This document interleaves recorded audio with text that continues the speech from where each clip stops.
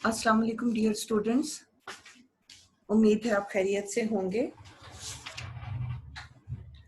अच्छा बेटा, मैंने अटेंडेंस के हवाले से आपसे एक बात करनी थी और मैं बारहा जो हमारा ग्रुप है उसमें भी ये अपना मैसेज कन्वे करती रहती हूँ कि बेटा, जैसे कि आप सब लोग जानते हैं कि हमारे टोटल जो क्लास की स्ट्रेंथ है वो 60+ है। महानूर बहुत अच्छी तरह जानती हैं, उनका ये काम था अटेंडेंस लेना और इस बात को यकीनी बनाना कि मेरा मैसेज हर स्टूडेंट तक पहुंच जाए, उनसे राब्ता करना। लेकिन अभी तक इतने लेक्चर, हम 22 लेक्चर पे पहुंच गए हैं अल्हम्दुलिल्लाह, लेकिन इसके बावजूद हमारी क्लास की पूरी बच्चियां एनरोल नहीं हो सकी।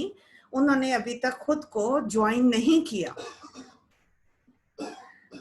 तो अब ये सब आपकी अखलाकी जिम्मेदारी है कि जो आपकी बच्चियां क्लास की रह गई हैं उनको एज अर्ली एज पॉसिबल किस तरह आपने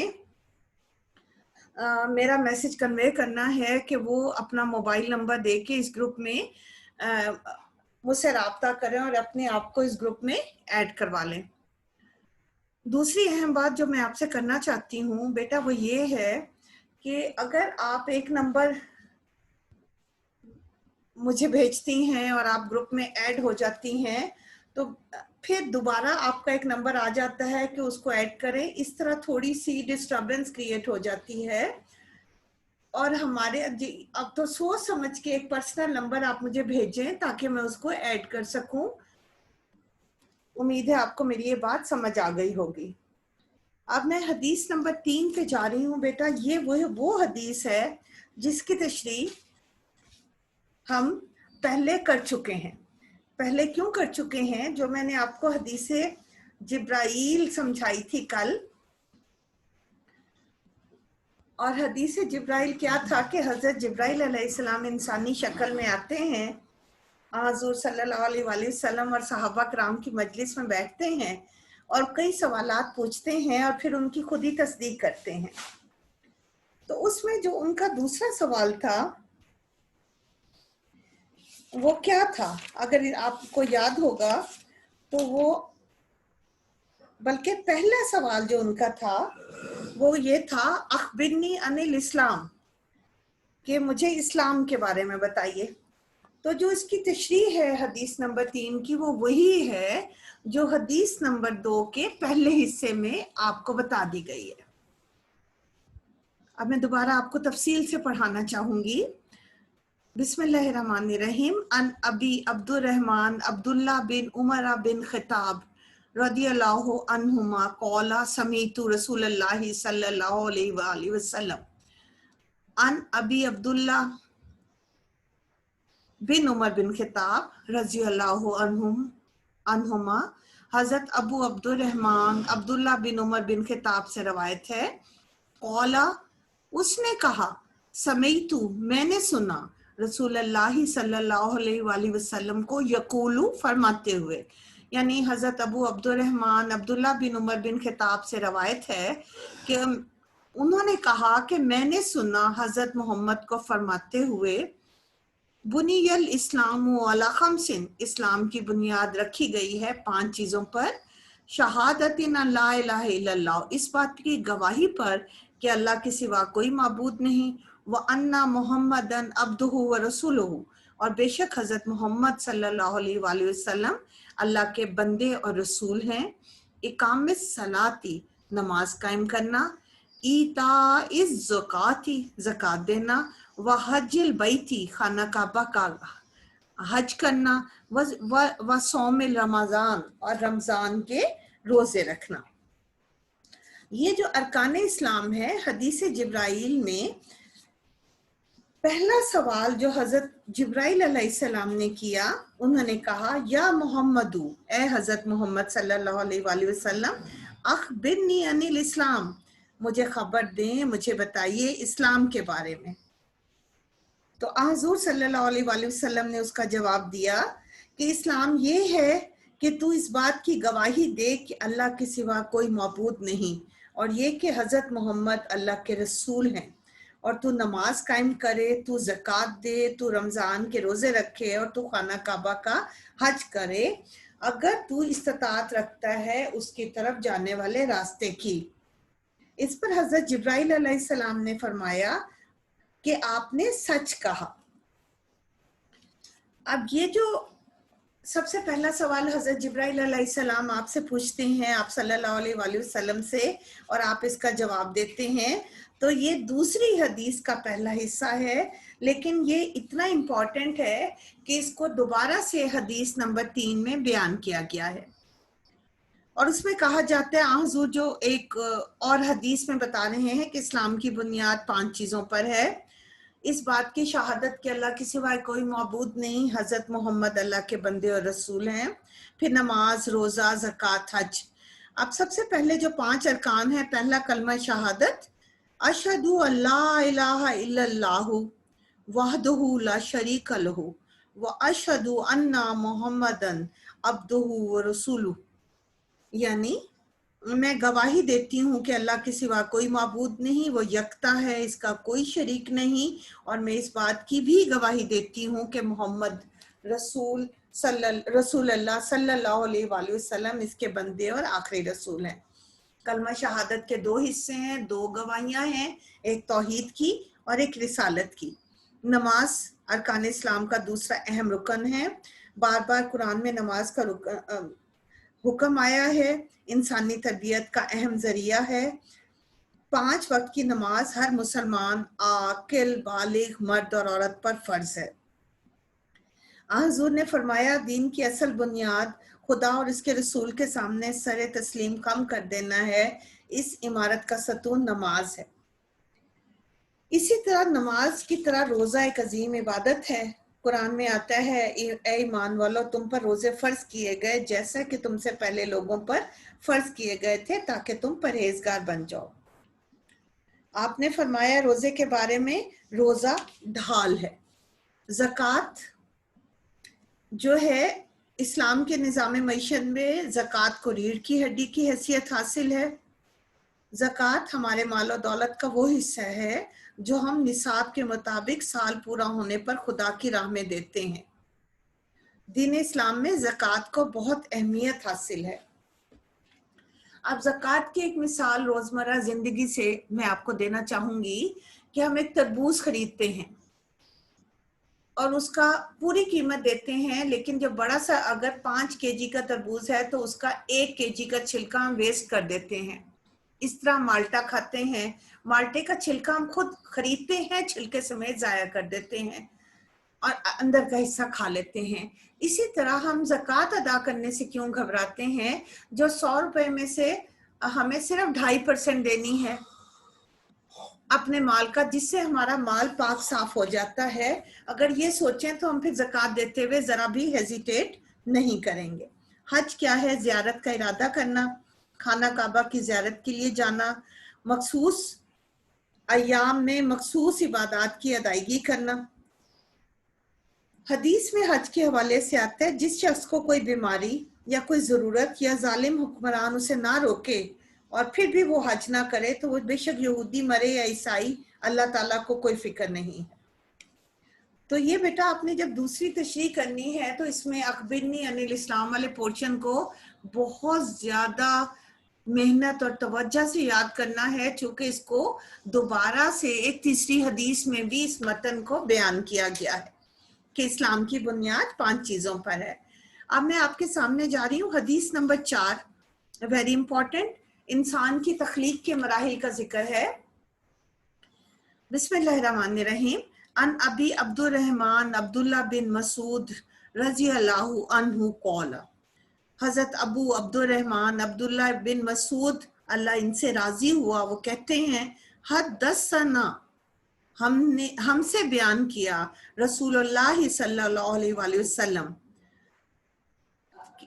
कि हमसे अल्लाह के रसूल ने बयान किया, वह हुआ सादिकुल मसदूक, आप सादिक भी हैं और मसदूक भी हैं ना, यानी आप सच्चे भी हैं और आप तस्दीक किए गए हैं, सब लोगों ने तस्दीक की है कि आपसे बढ़कर कोई सच्चा नहीं है। इन्ना बेशक अहदकुम, तुम में से एक, हर इंसान कैसे दुनिया में आता है। इन्ना अहदकुम, तुम में से हर एक, युजमाऊ, महफूज कर लिया जाता है, जमा कर लिया जाता है, खल्कुहू, उसका खलकत का मादा, फी बतने उम्मे ही, इसकी माँ के पेट में। इन्ना, बेशक, अहदकुम, तुम में से हर कोई, युजमाऊ, जमा कर लिया जाता है, महफूज रख लिया जाता है, खल्कुहू, उसका खलकत का मादा, फी बतने उम्मे ही, इसकी माँ के पेट में, अर्बईन यौमन, पहले 40 दिन, यानी माँ के पेट में, माँ के यूटेरस में वो पहले 40 दिन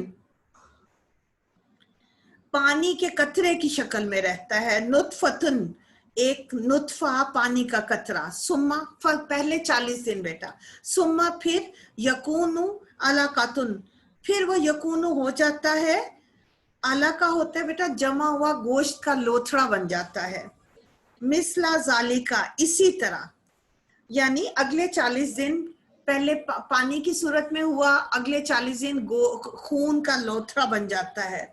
सुम्मा यकूनु मुदगातुन मिसलु जालिका, खून के जमे हुए टुकड़े के बाद वह गोश्त का लोथड़ा बन जाता है अगले 40 दिनों में।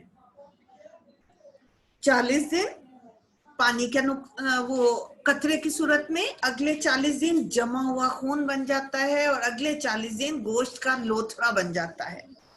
सुम्मा फिर जब 40 + 40 + 40 दिन हो जाते हैं, सुम्मा फिर युरसलु अलैहिल मलकु, फिर उसके पास एक फरिश्ता भेजा जाता है। अभी वो गोश्त के लोथड़े की शक्ल में होता है, शक्ल भी नहीं बनी होती, मुकम्मल भी नहीं होता। अब उसके पास एक फरिश्ता आता है, फयुनफुखु फीह रूह, वो उसमें रूह फूंकता है। एक फरिश्ता आता है और उसमें 120 दिनों के बाद 40 + 40 + 40 पानी का कतरा बना, फिर खून जम गया और फिर एक लोथड़ा बन गया। 120 दिनों के बाद एक फरिश्ता आता है, उसमें रूह फूंकता है, वह युमरु, और उसे हुक्म दिया जाता है, बे अरबाइन कलमातिन, किसी 4 बातों को हुक्म दिया जाता है। वो फरिश्ता 4 बातों का हुक्म दिया जाता है। यक्तुबु, वो लिखता है, रिस्कहु, इसका रिस्क कितना होगा, व अजलहु, इसकी उम्र कितनी होगी, व अमलहु, इसका अमल कैसा होगा, व शकीउन, बदनसीब होगा, अम सईद, या खुश नसीब होगा। यानी बेटा जब 120 दिन के बाद 40 दिन पानी का एक कतरे की शक्ल में, अगले 40 दिन जमे हुए खून की शक्ल में, अगले 40 दिन गोश्त के लोथड़े की शक्ल में जब आ जाता है, तो एक फरिश्ता आता है और उसमें रूह फूंकता है और अल्लाह के हुक्म से 4 चीजें लिख लेता है।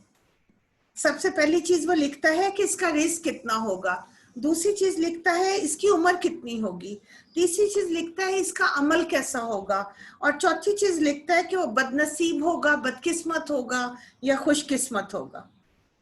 फवल्लाहिल्लज़ी ला इलाहा गैरुहु, कसम है अल्लाह की जिसके सिवा कोई माबूद नहीं।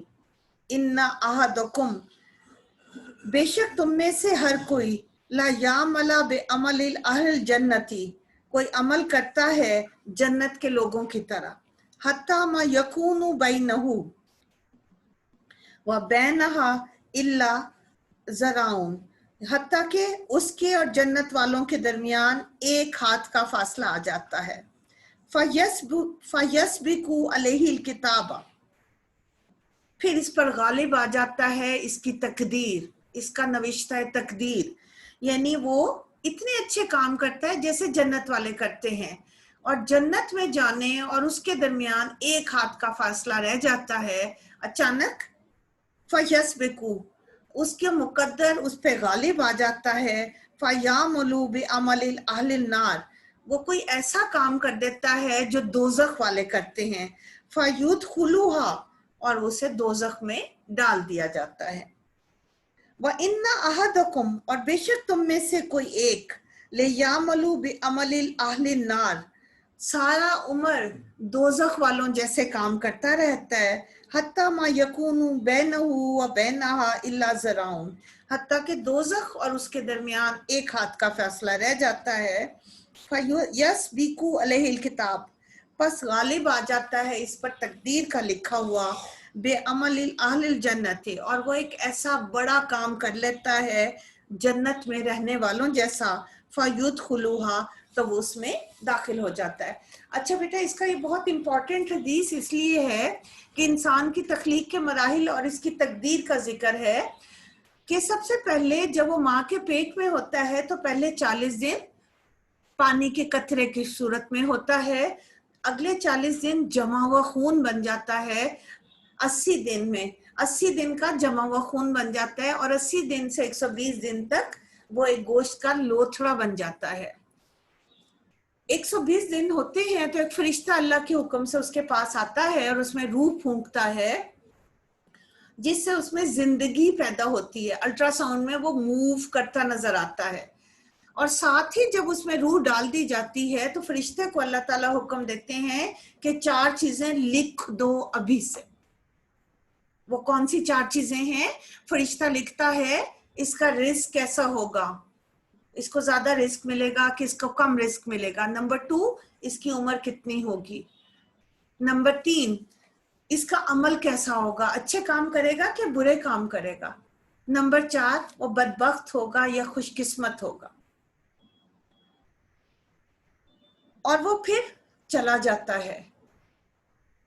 अल्लाह की कसम, जिसके कब्जे में मेरी जान है, जिसके सिवा कोई माबूद नहीं, इस तकदीर के बाद एक शख्स सारी उम्र नेकी करता रहता है, नेक लोगों के काम करता है, अहले जन्नत की तरह काम करता है, हत्ता कि जन्नत में दाखिल होने जन्नत वालों और उसके दरमियान एक हाथ का फर्क रह जाता है।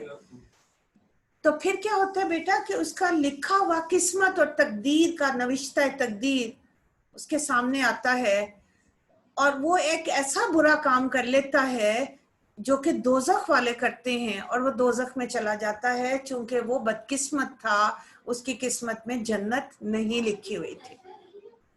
और हम में से कोई एक जो सारी उम्र गुनाह करता है, सारी उम्र बुरे काम करता है, दोजख वाले काम करता है, और इसके दोजख वालों के दरमियान एक हाथ का फासला रह जाता है, लेकिन किस्मत का लिखा उस पर गालिब आता है और वह एक बहुत बड़ी नेकी कर देता है, इतनी बड़ी नेकी जो जन्नत वाले करते हैं, और वो फिर जन्नत में दाखिल हो जाता है। अब इसकी दोबारा मैं कहती हूँ बेटा, सादिक और मसदूक। सादिक इसम फाइल है, सच बोलने वाला। मसदूक जिसके सच्चा होने की सब तस्दीक करें, यानी हजरत मोहम्मद सल्लल्लाहु अलैहि वसल्लम। खल्कहू मादा तख्लीक, यूमरु हुक्म दिया जाता है फरिश्ते को, जराउन एक हाथ का फर्क रह जाता है, ये जन्नत में जाते हुए दोजख में जाते हुए।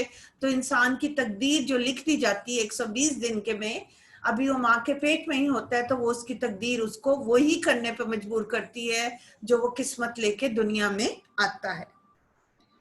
फयस्बकू, गालिब आ जाती है उसकी तकदीर उसके ऊपर, और उसको वही मिलता है जिस मकसद के लिए उसे दुनिया में भेजा जाता है। यरसुलु, भेजा जाता है, मलक एक फरिश्ता, यनफखु, वो रूह फूंकता है, और उसका नविश्ता तकदीर उस पर गालिब रहता है उसकी सारी जिंदगी में। अब मैं आपको बेटा तख्लीक के मराहिल दोबारा बताऊंगी कि इंसान की पैदाइश का आगाज एक कतरा आब से होता है। उल्मा ने लिखा है कि फरिश्ते इस कतरा आब को इसकी होने वाली कब्र की मट्टी के साथ गूंज लेते हैं। मट्टी के अज़ा जिस किस्म के होते हैं, वो इंसान वैसी ही शक्ल, अखलाक और आदात का मालिक बन जाता है। 40 पहले दिनों में वो माँ के पेट में रहता है, दूसरे 40 दिनों में जमा हुआ खून बन जाता है, और 40 दिन तक वो जमे हुए खून की हालत में रहता है। 80 दिन हो गए, 80 दिन से 120 दिन तक वो जमा हुआ खून एक गोश्त का लोथड़ा बन जाता है, और 40 दिन तक उसकी शक्ल गोश्त के लोथड़े की शक्ल में ही रहती है। चौथे मरहले में वो उसकी शक्ल और सूरत और आज़ा बनने लगते हैं, जो वो अपनी जिंदगी के 4 माह पूरे कर लेता है और 5वें माह के आगाज में इसकी शक्ल और इसके आज़ा मुकम्मल हो जाते हैं जब वो 5 माह का होता है। 5वें माह के शुरू में एक फरिश्ता आता है।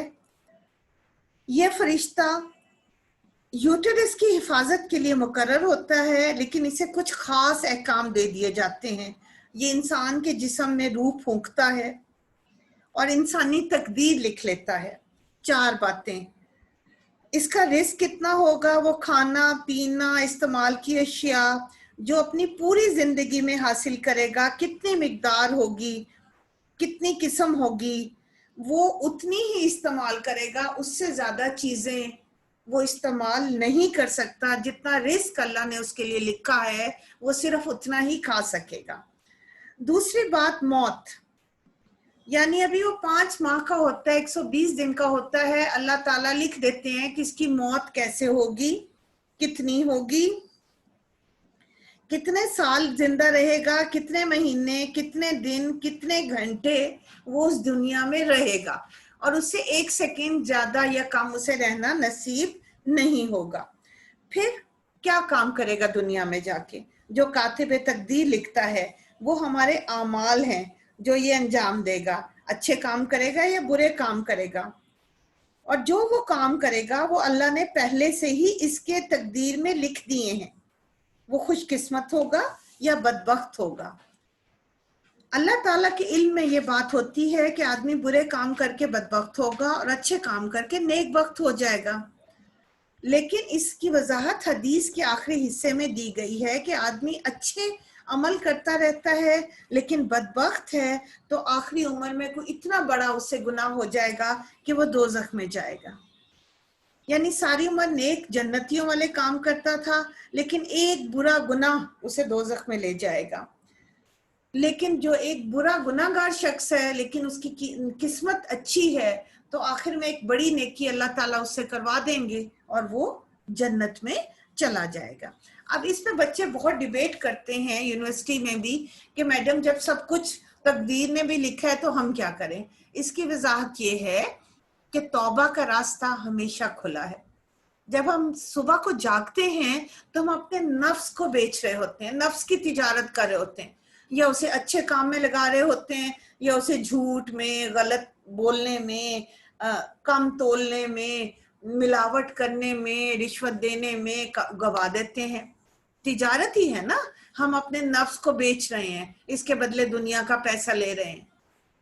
तो जो नफ्स के रास्ते को, ख्वाहिशात नफसानी को छोड़ देगा और अल्लाह के रास्ते पे चलेगा, जिस तरह अल्लाह ताला फरमाते हैं ना सीधा रास्ता, सीधा रास्ता बिल्कुल ठीक सीधा होता है, मुश्किल है।